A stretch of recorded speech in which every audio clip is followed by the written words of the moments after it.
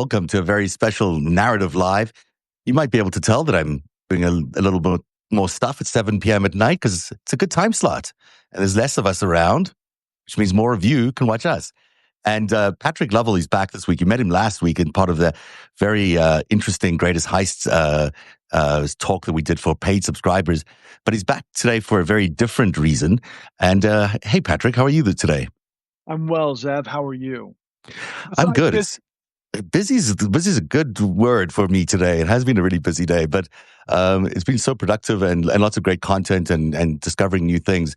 And I'm really excited to have you on because, you know, this Saturday, as everyone knows, No Kings will be a big protest march or marches across the country. Maybe 5 million people might show up. Maybe 10 million people might show up. Who knows? It's certainly going to be one of the largest demonstrations we've ever had in America, especially as the climate around the Trump regime gets even more heated every day. Now, even though it's a large number, most of the experts tell me that it's not actually enough to just do one day of protesting. That's just not enough. What you really need is 3.5% of the population showing up on a sustained basis, staying active, organized, and being really relentless about getting it all done. And the other thing that people talk to me about No Kings, which is a bit of a challenge, is that it's kind of, you know, it's like milk toast. It's very generic. There's lots of nice big ideas, but there's no real policy involved in all of it. And that's where you come in because you're proposing something really unique on Saturday. You're proposing a sort of a new plan, a new policy proposal that you call the New Clean Deal. And you're going to tell us all about it tonight. We're going to hear a lot about that, this group of experts you have called the Untouchables. And I really like it because I think that there is something unique in what you're suggesting, even though it's pretty specific and might be hard to get done. I will say that. It's a very exciting idea that there's actual vision being put around what we want to do the day after the Trump regime is gone. And hopefully that day comes sooner rather than later. So let me turn it over to you and ask you the first question. Yeah, what is the New Clean Deal? Well, it's the Clean New Deal. And if sorry. you don't mind, I'm going to riff just briefly on this point first, because first of all, thank you for saying what you said, Zeb, because look, man, I think what we should do is start with your new Untouchables first, because if we backdoor into the Clean New Deal, it'll make more sense to your viewers from this perspective. So you identify something that I've been using in my dialogue recently, that the leadership, unfortunately, of the national No Kings movement is milquetoast. Now, I can't believe you said that because I haven't heard anybody else say that, but it shows that you and I are once again completely on the same page. I mean, it's like, you know, telepathically, we speak the same language. And the indivisible operation who's responsible for the organization of the No Kings rally is led by a couple who I think are incredibly intelligent.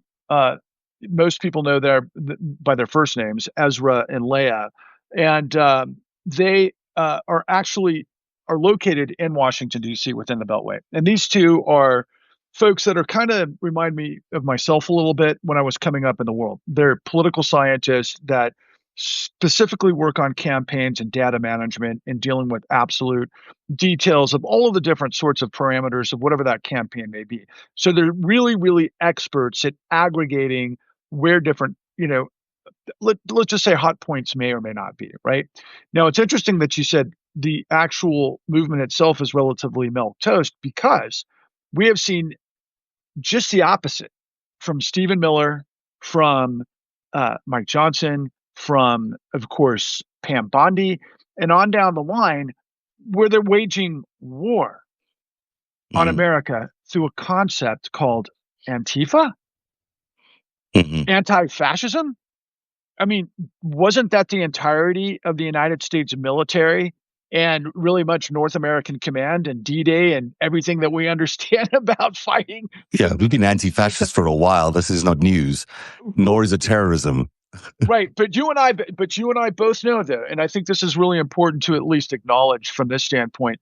What they're, you know, from the propaganda side, I maybe I proposed this to you for your interaction, but you and I both know for decades and decades, we've seen through the conflicts in Israel, particularly in the West Bank and, of course, Gaza, we've seen Palestinians throw rocks by the thousands, right? And we also saw in Seattle in 1998, we've seen far left groups basically use similar tactics, covered in masks and that sort of thing, to make their point, regardless of whatever that situation, that date. And we could talk about all the details that led to those, but that's not the point of what I'm trying to make.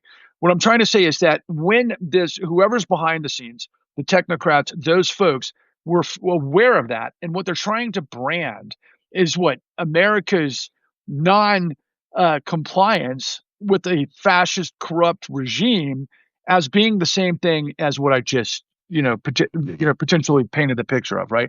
So it's a propaganda effect, right? And they have been on the offense for the last month and a half in the most outrageous ways I think anybody could ever imagine. We saw from the beginning of Charlie Kirk's funeral, where Stephen Miller literally had a proclamation that the left has no idea what's coming for them, that they've unleashed this righteous fury, that they have no idea. We'll go to the ends of the world to root this out, root and stem sort of thing, right? I mean, it's kind of cheesy, I hate to say. When I watch it, I think I'm looking at a cartoon Well, villain. it's a plan, right? I mean, they clearly are trying to identify the other or the enemy in America.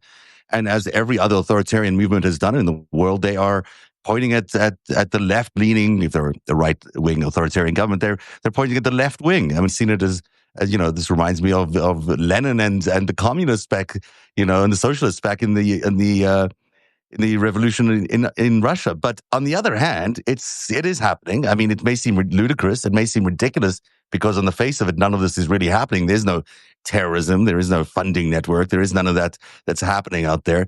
But they are still going to, make us all into villains. They're going to turn the left into the enemy and into combatant enemies, and that's what you're pointing out, is that they're arriving with war. They're arriving, fully loaded and ready to take on the left. And I'm concerned that the left is sort of, we'll march a little bit. We're going to march on a day, and then we'll all go home. 10 million people will pour into the streets, and they'll go home at the end of it with nice pictures and nice posters, and maybe even great images that'll be, shot around the world. But will they actually achieve anything? And other than just a day of protest? And that's where my hope is that there's something in this notion of us actually thinking, what do we do the day after a Trump regime is no longer there? How do we fix the big problems that we have in our society and in our government? I'm going to give that all to you, but with one more point to this, in this crucial scenario. Let's paint. I mean, you're absolutely right about all of that, but we both know that Joseph Goebbels, his entire platform was create a big enough lie to where it overwhelms the system's ability to think critically about it, and then that's where the conformity comes in. We saw that through Nazi Germany. We understand exactly what this propaganda tactic is. But to your further point, the reaction, the resistance, the so-called, let's compare and contrast just briefly to a fictional depiction of Andor, right? Now, Andor, I don't recall, even though don't get me wrong, I love the brilliance of satire from those in Portland that are dressing up as the Frog, that are dressing up as Kenny from South Park. I love it, right? I think it's fantastic. But that's not a plan, right? We didn't see the dancing frogs in Andor going against the Empire. There was a network of resistance baked into working with what we know in any sort of conflict in the art of war. You got to understand the leverage and the ability and the choke points and so on and so forth. That's not the point of the dialogue. The point is, what are we going to do the day after? So getting back to what we've been doing with our the New Untouchables, which have grown out of our work called The Con, which people can find at thecon.tv. But I have been... Well, let's explain what The Con is. The Con is a 5-part documentary series, and it's all about what happened in 2008, the crash that happened in 2008, and your own discovery afterwards as to why it happened, which was a giant fraud played on the American people. And in this documentary series available for free right now at thecon.tv, people can see all 5 episodes of how America was really defrauded during this period of time. And many people lost their homes, lost their livelihoods, and lost their futures. And it's from that you discovered the Untouchables. That's right. Tens of millions of people got set up that weren't just people who borrowed for their houses, pensions and counties and countries, and tens of millions of people around the world, that led to tens of trillions of dollars that were backdoored to this billionaire apparatus, this global billion apparatus, where the fraud never ended. The con never ended. The con gave us Donald Trump. Don the Mhm. Con's been playing this game. We could talk about Letitia James. We could talk about all elements of what's been going on that front. But the new untouchables are made up of these folks that came out of the Department of Justice. They were regulators, they were prosecutors, they were state AGs, they're professionals and the leading legal experts in the country that come out of the most prestigious institutions in the United States, from the Ivy League, University of Michigan, Texas, Stanford, so on and so forth. And they spent decades in these positions to fight and counter corruption. Many people might recall the savings and loan crisis of the late 80s, early You're 90s. frozen there a little bit, but I will wait for you to catch up with your back to us. There you go. Like Test you're one, freezing. two. Yeah, you're there. You're there now. Okay. And you're frozen So again. Maybe Just guys, they're keep jamming going. our Keep maybe they're going. It's jamming okay. our signal. The It people who happens a control lot this lately. information now. Yeah, I bet. So the story of the savings and loan era was it was a ginormous racketeering effort that we call control fraud. There's a way it works. And Bill Black, William K. Black, who you've interviewed, was one of the leading investigators. He was the general counsel of what was known as the Office of Thrift Supervision. And he worked with this incredible array of guys that basically were nonpartisan. Some of them came out of the Reagan administration at the time. In fact, Ed Gray was one of Nancy Reagan's most trusted compatriots, and he had integrity. And so they turned the table on this massive conspiracy, and they were able to bring, honestly, they had $100 million budget at that time. So you can imagine how much that was to try to put this dragnet in play. This was back in 1983 initially, and it lasted a decade. But the sum total of what they did led to over 7,000 convictions of elite white collar bankers, quite frankly. Now, contrast that with the 2008 great financial crisis. That was a $4.5 trillion housing bubble that became a $900 trillion global calamity. That was baked in CDOs and credit Incredible. default swaps and all sorts of derivatives. But in the aftermath of the 2008 great financial crisis, how many executives went to prison? 0 went to prison because they didn't go after them. Let me just back up here a little bit. So you've assembled out of this documentary, you've got this group of legal minds that have been responsible for many, many years for regulating the system, basically regulating the financial system. So you've amassed all these experts, and you've called each other, or it's yourselves, the untouchables. And basically, it's this group of legal minds, these people who know what they're looking for when they're looking for financial crimes, that are now proposing this Clean New Deal. Well, yes. Okay. I'll get to that in a moment, but let me explain what we do the day after. Okay. So basically, these guys, in addition to what we talked about in the savings and loan crisis, they were also the masterminds behind the prosecutions of Enron, WorldCom, La Costa Nostra, the largest international crime syndicate and money laundering, and really the nation's top elite prosecutors and investigators that are tasked with breaking up giant racketeering rings, quite frankly, which have been on overdrive for the last 30 years. Obviously, your work, The Greatest Heist, reveals one of the biggest aspects of that, right? So what happened was they got kneecapped basically after the great financial crisis, because when the Obama administration came in, they played ball, they covered this whole thing up, and the next thing you know, we're on our way to all of the stuff that we're in the middle of, right? So what we have to do now is use the law that doesn't exist in the federal government. Because why? Because the Department of Justice is corrupt. The Supreme Court is completely corrupt. All of the appeals court in the federal system are corrupt, and the third district circuit court, so on and so forth. Because why? Because these technocrats of 2025 got their people in there, whether or not it's SCOTUS and the backdoor of what we know from Leonard Leo and all of the big money that went into it. So the way we're going to turn the tables on this monstrosity is twofold. First, we have been connected to the world's most prestigious whistleblower operation within the Beltway called the Government Accountability Project. They've been on top of all of the biggest scandals in the history of the United States going back to the 70s. This is where people who work within the system go to get representation to blow up whatever that fraud was at the time. They're affectionately known as whistleblowers. The most courageous people, typically they're nonpartisan. They're there to report injustices or crimes that are happening because they're professionals, quite frankly. So we have access to over 2,000 of them at the moment, okay? That are going to come out of the Department of Justice, the FBI, FEMA, air traffic control, you name it, across the board of the federal government. Okay. Now, to give you one example of something that's breaking news in some ways. I mean, I don't know if people know that there are 2,000 government whistleblowers that are about to unleash themselves and tell the world what is going on. That is big breaking news. And why is it that you're the one breaking it, Zev? I don't know. Why am I the one breaking it?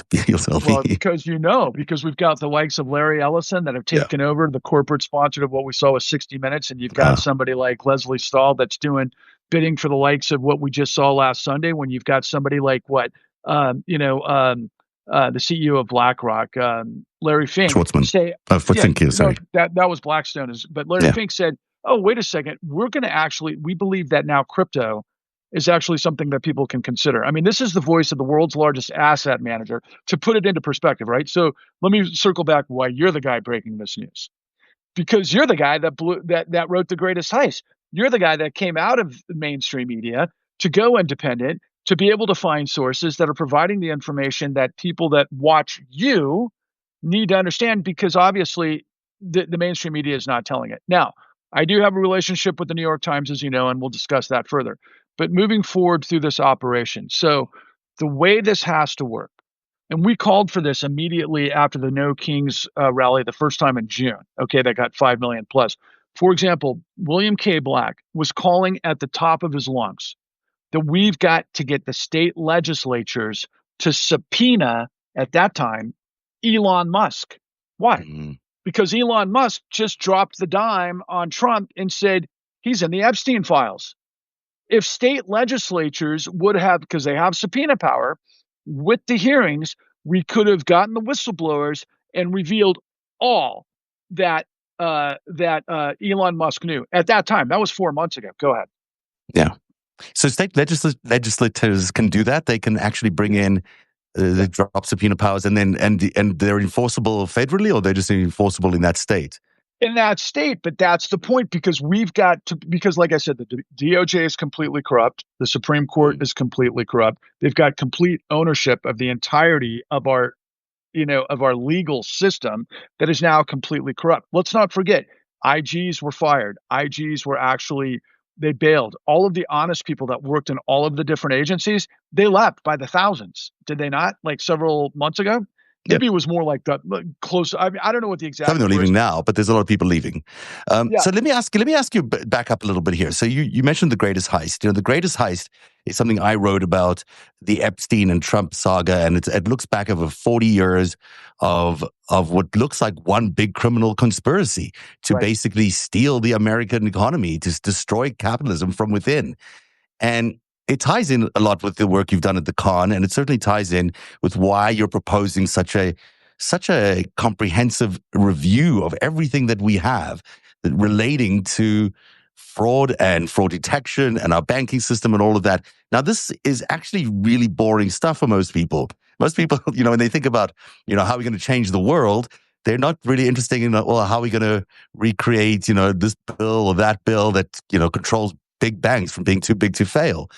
But actually, that is your proposal. And that's why it's, I think, quite ideal, because what's happened is we've had 40 years of criminal activity going on, organized criminal activity that has basically targeted everyday Americans and stolen their futures, stolen their homes, stolen their dreams, stolen their kids' graduations and their schooling, and has stolen all the things. Everything encompassing the American dream has really been taken away from many, many Americans because of the ultra wealthy group of organized criminals who have basically defrauded America. And so the proposals you're suggesting are very, very smart because they redress that issue that we have in our system, that we no longer have regulators that go after people who commit fraud at the highest levels, which is why in 2008 no one was charged. And we need to have that. If you're not going to hold people accountable for crimes, don't even call them crimes. If you're going to, and maybe that's what we've done. We've just said, hey, let the criminals run everything. And maybe that's what's going on right now. But that's exactly if we are going to have crime, right now. If we are going to have crimes and we need teeth and we need to be able to go after those people and put them behind bars so they don't commit those crimes. It sounds kind of really obvious as I'm saying it, but you know what I'm saying. So tell me if we can get to this, if we can get to the clean, so what are you actually proposing? Because I think there's so many good points to this. Okay, well, thank you so much. Now, I'll just rip through this because I know we don't have a lot of time, but I just want to finish up on the new untouchables right now with the No Kings rally. We need to get millions of people to understand we have professionals in the system. Look, if you wanted to win the Super Bowl, you want to have Tom Brady as your quarterback. You want to win the NBA championship, wouldn't be a bad idea to have Michael Jordan on your team. Same with you want to win an NHL, Stanley Cup, back in the day. I'm using all 80s references and whoever won, but they've got all the crowns, whatever. I know sports isn't your biggest thing, but the analogy is most people I get the analogies. Right, yeah. Because Bill Black is that guy, as are all the people that we have. And that's the reason I do talk to the New York Times. That's why I do have a lot of, credibility with all of the people that are at the top level of the system, because they know that I am carrying around the $71 trillion truth. What does that mean, the $71 trillion truth? The $41 trillion truth, and then we can talk about the $70 trillion truth. It sounds overwhelming to people because why? There's 1,000 billion and a trillion. What are you talking about, the $71 trillion truth? That's how much these billionaires have looted. Well, most people are asleep at the switch with their head in the sand, not understanding how the country works over the course of the last 14 years, that have complete control of every apparatus of government as well as media. Does that make sense? So this is how you fix it. You got to ask 4 questions, okay? So please interrupt anytime you have a question. But the United States is supposed to be a democracy, even though a lot of people call it a constitutional republic and so forth. The nuances matter. But the idea is, I think most of us accept or think that the law is equal, that we have a dynamic playing field. That's fair. That's the idea of what the notion of capitalism and democracy from 2 different pockets enable us to have freedom of liberty of movement to make choices. Okay, in so many words, that's what it is ideologically, right? It's all nonsense. It's a lie. So you have to ask yourself 4 questions first and foremost. What is qualified immunity? What is presidential immunity? What is judicial immunity? And ultimately, what is the Electoral College? When you understand those 4 questions, and I hate to sound like Passover, why is this night different from all other nights? But when you understand the rudimentary manipulation of power, you understand the perversion of power. You understand how the minority can control the majority when the majority is asleep at the switch. So we've created the precepts of the Clean New Deal to basically, because I studied political science, I studied journalism, I understand our system. I am a bit of a technocrat. If I was a bad guy, you might call me Russell Vogt. But I'm a good guy, so call me Patrick Lovell, and I've got the Clean New Deal, and I know exactly how to kick these guys in a place that'll make their toupees fly off their head. And we do so by the following 9 points. Number 1. I don't know. There you are. You're back. You're back. Did I freeze? You did. You're freezing occasionally. I'm told it's just on my side, so maybe people at home can see you properly. But either way, right now, you're unfrozen, so keep going. Okay, thank you. So number 1, we've got to create a new Glass-Steagall Act. What that means is we have to, as a superpower, which we're no longer, we're a descending death spiral, whatever the hell we are, 3rd world country. But if you want to get back to rebooting the American dream in all of its facets, 1, you got to start with the money. Is money the most important lifeblood of what our economy is? Absolutely. It's a rhetorical question. So you have to understand money. You have to understand corruption. But in lieu of time, I'll explain in one simple way that we can create aligned interest. We have to recreate Glass-Steagall. What does that mean? After the Great Depression, we created the Glass-Steagall Act because the people that investigated what created the Great Depression realized that the guys who were in control of everybody's money were setting everybody up in a massive Ponzi scheme using outsized leverage and many other technical things, right? So what they determined was you've got to have capital as the lifeblood of the system. However, you have to have integrity of the system and you have to have an alliance of interest. You can't have commercial banking where we all put our paychecks so that we can go out to eat, that we can manage our monthly expenses and so on and so forth. You can't combine that to allow the powers that be within those institutions to gamble with other people's money. Those are the three most dangerous letters in finance, to basically use investment banking to do over-leveraged, highly, derivatives and all sorts of tricks of the trade that we call financial innovation. But is just basically, a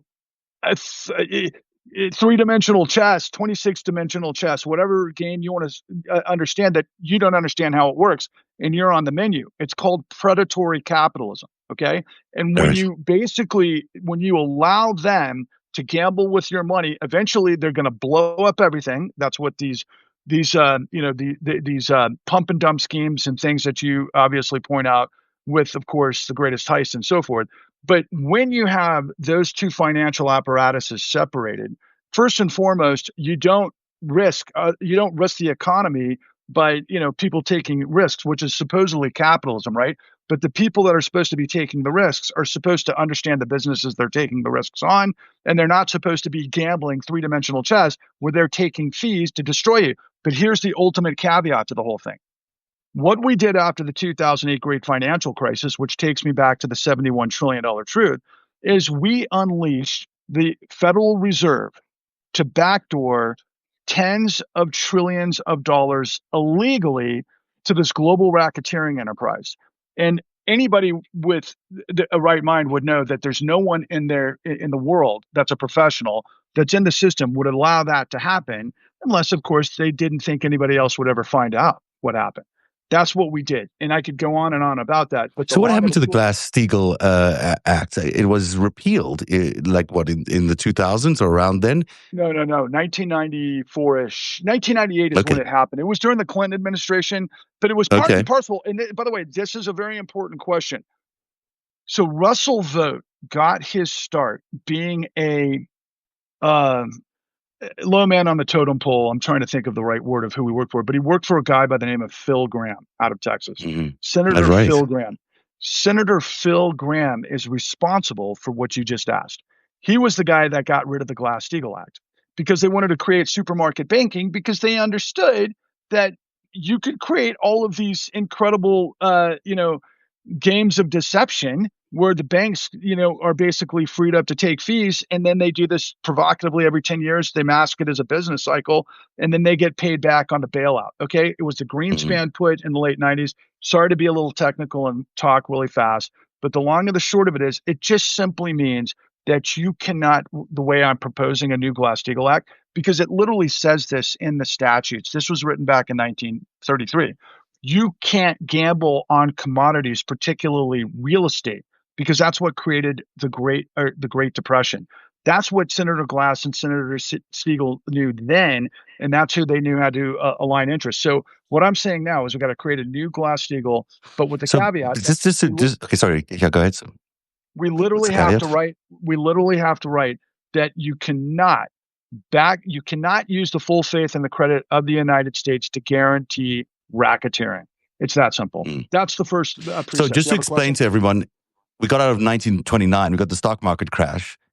They come up, the smart legislators at the time come up with the Glass-Steagall Act, which is designed to stop 1929 crashes from happening. It is the law for 70 years or so, I guess. And then in 1999, Graham, Leach, and Bailey basically repealed that thing. And then we get set up for 2008, which is this huge run on our financial system that leaves us, 40 trillion, 50, whatever it is, $1 trillion in debt. Now, that is remarkable. No. They gave the system 70 trillion. That did give us, well, you could parlay that into that's why the debt is, but it's different. There's different. Yeah. But we literally it's important.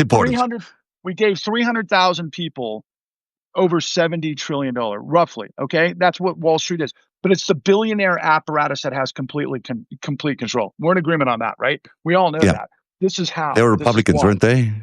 Well, no, it was everybody. It was Democrat. It was Jamie Dimon. Jamie Dimon's. And by the way, well, I don't want to go into it too much, but please continue with your questions, and I'll move on to the Okay, next. I understand why. Okay, so no, I'm listening to the four key elements of the deal that you're proposing. So one is clearly about Glass-Steagall. What's the rest? So we got to get rid of dark money in politics. Just ask anybody who was a victim of P. Diddy's freak off if anything good happens in the shadows. That's Citizens United. That's just legal corruption. If you can be in the back shadows, not good things are going to happen. So those are two sides of the same coin. The third precept of the Clean New Deal is, and I need everybody to hear me. Please, please hear me.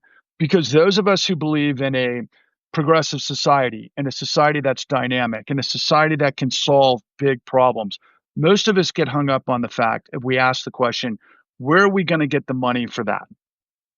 Where are we going to get the money? I'm telling you right now, you got to understand fiat currency. You got to understand global dynamics of the dollar being the world's reserve currency. And there's a lot of other things. And without getting an economics degree, all you really need to know is that we gave $71 trillion illegally to this den of thieves that gave us Trump. It's that simple. So if you want to live in a fascist empire where nobody gets to know what's going on and live under the chokehold of the fossil fuel, dirty fuel industry that's destroying the world, please, by all means, ignore me. But if you understand that as a starting point, $71 trillion, our GDP is $25 trillion. There's a notion of productive capacity. After the Great Depression, we had public-private works projects that rebuilt, for example, Hoover Dam and the Golden Gate Bridge, and then after World War II, the intercontinental highways. Those are all part of the mechanisms of the federal government investing in the actual economy, which is the real economy. So if we want to re-engineer the middle class of the United States, where robber barons don't have complete control, we got to stop them from extracting tens of trillions of dollars illegally to use against us. But then we need to reconfigure the economy so that, for example, redeveloping a renewable energy paradigm in the United States and around the world, quite frankly, would create so much productive capacity that we wouldn't even think about those terms, because we've got to rebuild the world, and we probably should have done it back in 1990 something is when we started this project. But we've been living in the aftermath of this robber baron, mob mentality for now decades, and it's the end of the line. It's the end of democracy. It's the end of free markets. It's the end of the law, and we can all see it right in front of our face. But we can turn the tables if we use the Clean New Deal to do that. And we can also bring a lot of us out of our silos. If you want to get rid of systemic racism in prisons, if you want to, have a renewable energy paradigm, better education, better healthcare, all of those types of things, better relationships with our friends to the north. My God, we got to get Trump out of there, but then we got to get the billionaire apparatus of robber barons out of there. And we do that by the next 4 points. We end qualified immunity. We end judicial immunity, particularly in the Supreme Court. We end, of course, presidential immunity, and then we overturn the Electoral College, which is just pure manipulation. And I could go into that all day, every day. All of it sounds great, but to overturn the Electoral College, don't you have to write a new constitution? Which is why we have to have a movement of people that have said enough. Why? Because we have no time. I just read this last week, and I'll pose this to you, and you tell me, right? So we've got, again, all of these incredible scientists all over the world telling us that we're on the verge of the no. And we've been saying this for some time, but we have been, right? So the reefs, the ecosystems, the oceans, they're warming to such an incredible, degree that we're not even going to be able to inhabit the planet unless we get a hold of, obviously, global warming, which is the entire paradigm, right? First and foremost. But second, it's like, okay, guys, what are we going to do? Sit back and let Donald Trump, who I believe has got a capital flow north of $5 to $10 billion with a net of about $3.4 billion in ill-gotten gains over the course of the last 9 months, while he's doing what? Shutting down the government, giving $20 billion to the likes of Argentina and all of the fraud that's involved with that. Guys, we're living through the mother lode of the consequence of not holding bad guys to account, which is the law. And that's what this Clean New Deal and the new untouchables will achieve. But it has to be a paradigmatic change. All of those loopholes, all of those clever inside the system's opacity to basically lie, deny, switch the blame, and implicate and deceive you is what we've got to shine a light on to create uber transparency. But it has to come from a movement that is not going to tolerate corruption. And that's how this Clean New Deal, like if your example, final point on this whole thing, because there's two points. Look, I'm sure everybody like me every day wakes up and goes, wait, here's another day where this RICO president, that's a pedophile racketeer or protection ring, is unleashing troops throughout the United States, waging war on other countries, all of these horrific things that are taking place, and nobody can stop him. Nobody can stop him. I'll tell you how we stop him. We get the new untouchables in the state legislatures with the subpoena power to bring these cases, to bring all of these things to the American people and use state law. And also, by the way, one of the major caveats of this is in the bar association. Once you set these lying inept attorneys of the DOJ that's all that's left are people who lie that work for Pam Bondi. Once they step into a court of law that is not completely corrupt, they will be made clear, and then they will step on their own lies and become disbarred. That's another part of this. So you just to recap here, you mentioned the Glass-Steagall, you mentioned Citizens United, you mentioned the Electoral College. That's a big one because I don't think you can do that unless you have a constitutional convention, and I think that is complicated. But the first two you can do. The first two seem really doable. Is there another point is there another one that I'm missing on the four? Yeah, there's two more. We've got to get, but you got to understand, look, I come from brand management initially, right? You got to think big. You've got to think, yes. how are you going to create a network? How do you build a global multinational corporation? You think in paradigms. That's what we do. That's what I've done my entire career. I know exactly how this stuff works. And there's a lot of very smart people in the system. The problem is we've got too much dark money that is poisoning good people who otherwise would be on the right side of this if they themselves weren't corrupt. That's a big part of it when you legalize corruption. So you take out the ability to legalize corruption, and then you create an economy of by and for the people and a government of by and for the people. Is it idealistic? I don't know, any more so than what a bunch of, we'll call them landed gentry, but turning the tables through the Tea Party on the biggest empire in the history of the world that started a revolution that gave us what? The Bill of Rights 13 years later and the Constitution. So we would never have kings. So do I think that it's going to be a hard grind? Yeah, it's the righteous grind. But what's the consequence? What's the consequence? If we don't do this, if we don't cleanse the pollution of corruption and understand that we've given $71 trillion illegally to these bad guys, what chance do we have to turn the tables? Well, all of it is very important, and most people would agree with all of it. The thing that I like the most about it is that at least it's an attempt to put a framework around what can happen the day after. Because we're talking a lot about, every day in the news, we follow what Donald Trump's agenda is because he is so good at lighting us up, and we follow the news that he wants us to follow. And there's very few people talking about, well, what are we going to replace this with? We all can see that we're in a corrupt mess.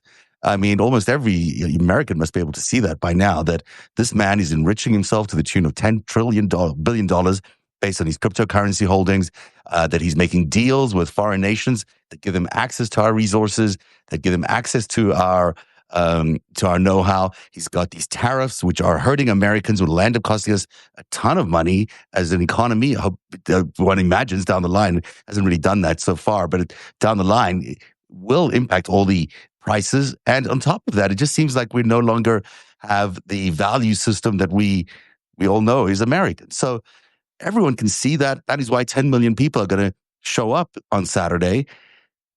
And what this does is it gives them a bit of a framework to think about, well, okay, say we actually achieve our goal here and Donald Trump is no longer in power. we can't just go back to the old system. We actually have to replace it with something new, or at least something that repairs the mistakes of the previous system. And that's what I like about this. Even if not every of it is, I don't think all it can be implemented. I don't think a constitutional convention can actually achieve a result because there's so much polarization. But I do think that the ideas behind the restoring the Glass-Steagall Act and restoring or repairing it and or something different that looks like it, and regulating the corruption. I mean, we have had runaway corruption in America for the last 50, 60 years. And it's killing us. When we look at that massive debt number, it's there because of cycle after cycle of crashes, of people running up the markets and then crashing them and then stealing the bailout money and then buying the distressed assets at a good price at the end of it. That is corruption on top of corruption on top of corruption. And then nothing changes because all the politicians are completely bought up by the same corporations. It's all so corrupt, it makes you go crazy. But we can change that. We can change that if we think about what are we going to give them the day after. And I think just in terms of people's minds, to think that there is an alternative to MAGA, there is an alternative to Donald Trump, there is an alternative to what's happening right now, we can build it because that's what the Constitution of America says. It's our government, supposedly. So let us figure out what it is that we need to do to fix up the next day, the day after Donald Trump leaves office. And, we'll look forward to that day. Two more points that I haven't been able to say yet. Okay, so we have to get 13 justices on the Supreme Court to balance out the Roberts Court. Okay, how are you going to do that? Well, you got to be just as committed as Mitch McConnell and the Republicans were, So that's just the lay of the land. And finally, you got to end inside trading by our Congress. That is just pure, insane corruption. If you're creating bills for budgets and this and that, you can't be profiting from that because then it's like you're just completely separate from why you're there in the first place, which creates this toxic deception and this propaganda and this mess that we're in. Yeah, look, friends, in closing, Zev was brilliant in his response to that. And I thank you, Zev, because you're the real deal. You've been down this path. You've been fighting the good fight. You know how to get inside and in sync. Your work with the greatest heist shows the other side, the composite of what it is that I'm revealing to you guys. But the fact of the matter is that this has been a war on all of us. This has been a war fostered by the worst of the worst villains of hypocrisy, duplicity, and outright deception, which means we've all been getting played. They've just been pissing on our heads, telling us it's rain. What I'm revealing to you is what we all knew on the schoolyard, or if you've got brothers and sisters.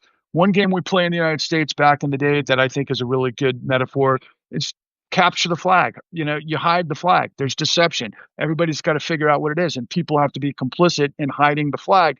That's what these guys have done, but they've gotten paid billions to the smartest people in the world to be able to lie to us. And this is the result. And they've gotten away with it now, like you said, for 50 years. But I promise you, after 2008, in fact, just so people understand, Zev is right about the corruption lasting as long as it's had. But never in the history of the United States, or the world for that matter, that I'm aware of. I bet you maybe the English crown after some wars in the Middle Ages probably to this effect pulled it off because they could because of their central bank. But nowhere in no time in the United States did we even come close to the amount of exigent lending to the tune of tens of trillions of dollars. Most people think of it as quantitative easing. That was one part of it. That came after the initial 33 trillion, and then there was another giant infusion of capital in 2019 that came from the run on SoftBank in Japan that was based on the repo market. That's just all highly technical stuff, right? Just trust me when I say, my friends, that like the great George Carlin said, it's a big club and you're not in it. We've got to gather around truth tellers. We got to gather around. Look, last point that I want to make, because I think people do respond to this. When you get on a plane, you expect there to be a professional flying the plane. If you saw a bunch of guys that were in the bar getting drunk, falling down, having a strip dancer, do whatever they're doing, and then all of a sudden you saw those guys get in the cockpit, you'd probably get off that plane as quickly as possible. Every day I look at this monstrosity of these inept, moronic idiots in the Trump cabinet and the presidency. That's what I see. They're flying the 747 USA into the frickin' ground, and we're all on board. It's time to take over the cockpit. We join each other. We get this thing to soar and say adios to the bad guys. Well, that's a great place to leave it. What a fantastic idea you have. I really support most of it, some of it, maybe not all of it. And I just think it's fantastic that this Saturday you're going to get an opportunity to present some of this at the No Kings rally. Tell everyone where they can see you, how it'll come to pass, and we'll try carry it narrative as well. That would be great. Well, look, I've got a YouTube channel, Patrick Lovell, Truth Bombs the Con. I also have a YouTube channel with the new Untouchables. I'd encourage everybody to check out. Please check out our work at thecon.tv. And then also, please check out thecleannewdeal.org. And I'll ask you, as a passing question here, Zeb, you don't agree with all of it, or do you not think it's possible? I agree with almost all of it. I don't think it's possible to get everyone around a table and rewrite the Constitution. I think it's asking for, it's just a challenge that we're not really sure what's going to come out on the other end of it, and it may not be that good. I know that's not very positive thinking, and I know I like you thinking about a new paradigm. I'm just really concerned that the basics of our government being taken over by dark money is absolutely the core issue. Right. The fact that we've had this runaway corruption and this runaway criminal activity happening is the problem. Without that problem, we'd have a far more sophisticated economy right now. We would have wealthier people, to the tune of millions of dollars. Each of us would be much richer if this corruption, if this crime spree that started in the Iran-Contra and is carried on until today didn't exist. And that is the problem. It's the crimes, and there'd be no accountability. And from that regard, everything you're saying in terms of Glass-Steagall and everything else, I think you're spot on about that. And Citizens United, those things are not, they're sort of antithetical to democracy. They don't really belong. The tumor of the problem is corruption.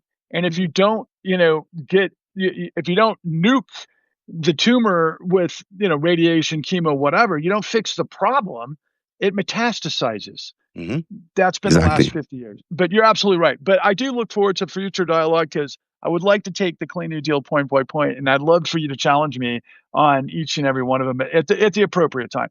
But man, I am so grateful to be, in your world and working together forward on solutions to massive problems, because I haven't come across anyone that I think has a more thorough understanding of corruption, quite frankly, than you, outside of the group that I've been with for some time. I'm sure there's plenty of people who do that, but thank you very much. I really appreciate your comments, and I really appreciate you, Patrick. I appreciate the con and all your efforts, which are incredibly, guided by principle and good values, and that's always very important.